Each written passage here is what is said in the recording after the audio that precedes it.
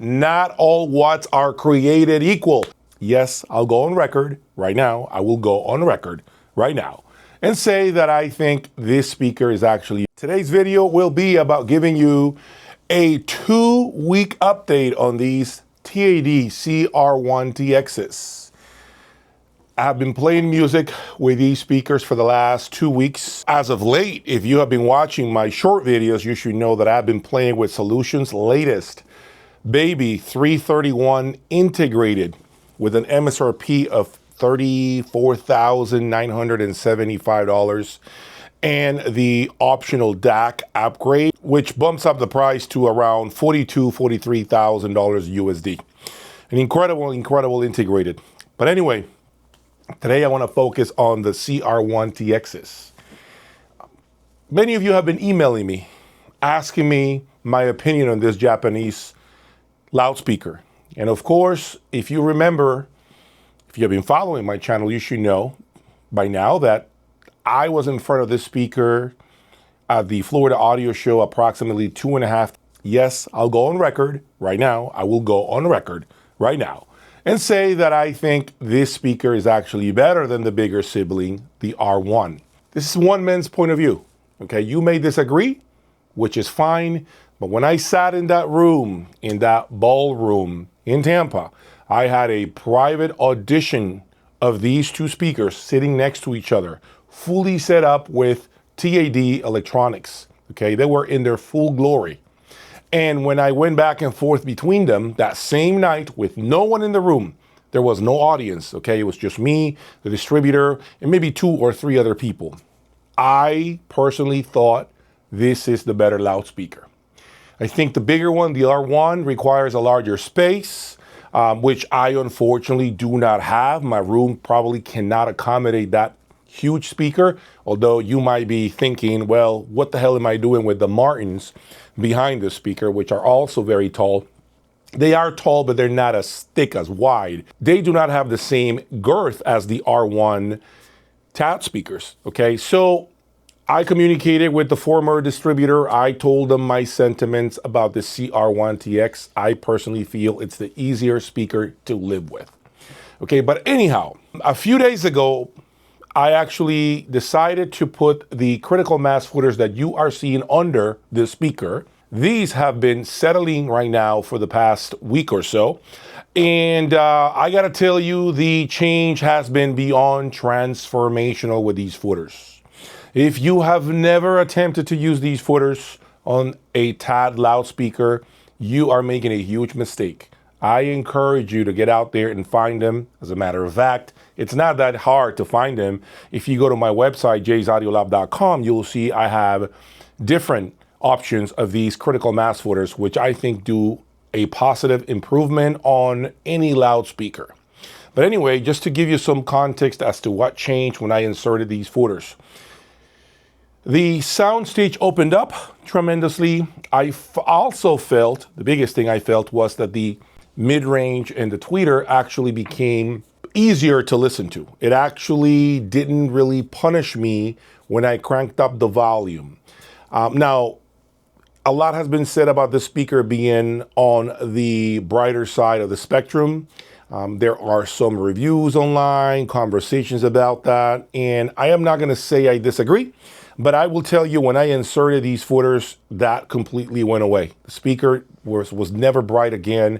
It became a lot calmer when it comes to the top end. It felt a lot more relaxed up top. So I really have enjoyed this complete transformation through these critical mass footers that I inserted under the stands. That's it. I am here to give you my early impressions, okay, after playing tons of music, which hopefully you are following my short videos here on YouTube, where I have played a ton of different music, and you can clearly hear my reaction about the Soulution 331 integrated paired with these CR1TXs. It has been nothing short of amazing, to say the least. These two are fantastic, okay? The grip of the 331 on the CR1TXs is far more than I expected. 125 watts that do what they're not supposed to be doing. Remember, not all watts are created equal. I have said this many times. My Apex, for example, right here only has, 225 watts per channel? And you think about it at face value, that big amplifier only puts out 225 watts? What a waste of space. Not all watts are created equal, folks. Remember that. It's the quality of the wattage that really matters the most. You can get out to your local guitar center and buy a guitar amplifier that has, a crown amplifier actually, that has 2,000 watts, and it would sound like crap through this speaker. Which brings me to my next point. The transparency of this CR1 is second to none. Absolutely incredible. Pretty balanced top to bottom. No, it doesn't get down to 20 hertz. It's approximately 32 hertz, the lowest it can go down to. But I'm pretty satisfied, to be sincere with you, with a speaker that gets down to 32 hertz. I don't really care for more bass. I actually appreciate the speaker for what it does at face value. I don't want to add subs, to be frank with you. I am not a person that would attempt to do that, although if you recall, I did do that with the Ultra 7s from Von Stryker that were here. I did have the 2 Shockwave subs included, and I got tremendous results. So I'm not opposed to subs, but for this particular loudspeaker, I prefer to hear them the way they are. Remember, the Shockwave subs were made specifically for Von Stryker, so they are made to go well together. These speakers really don't have any subs built for them by TAD. And so, yeah, I know some of you are using REL. I know some of you are using, typical subwoofer brands that are really, really high quality. I just don't want to do that. I want to appreciate the speakers for what they are and for the things that they do. Another thing that the speaker is really good at is creating a sense of spaciousness. Right now, the speakers are approximately 8 feet away from me, max, and I get a completely surround sound effect by the speakers. Deep, wide, tall, really good impact, incredible dynamics, by the way. And so it's a very natural sounding loudspeaker.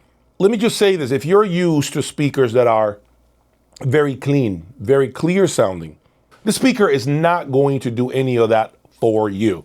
What this speaker will do is stay on the neutral side of things. See, when I get out there and I listen to birds chirping, when I listen to cars pass by, when I listen to nature in general, or I'm outside, outdoors, if you will, I don't hear things the way some speakers present things, meaning this extreme clarity. To me, that extreme clarity, yes, it does represent transparency. It does represent a highly resolving speaker, if you will, right? But in my opinion, that clarity that some speakers have naturally is not how we hear out and about. I don't hear things. My ears don't pick up things that clear out and about. There isn't a sense of darkness or brightness. It feels like there's no added bass or there's no added treble, if you will, or the opposite effect. It's dead in the middle, dead smack in the middle.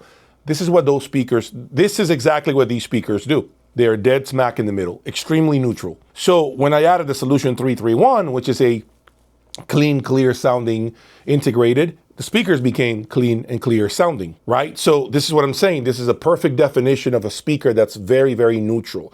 And neutrality, by the way, comes with some sort of punishment, which is, unfortunately, they're not going to hide any blemishes on poor recordings. I said it before, and I'll repeat it again. If you're looking for a speaker that's going to sugarcoat things for you, this is not the speaker for you. But if you want to really get the most out of your music collection, if you want to get the most out of any system changes you make, including outlets, including cable lifters, if you have never ever heard what effects those 2 small tweaks have on your system, this speaker will let you know what you have done. And to be frank, I love that aspect about the speaker. I really love what the speaker can do for me when it comes to its sheer transparency. Now, what don't I like about it so far after a week of ownership?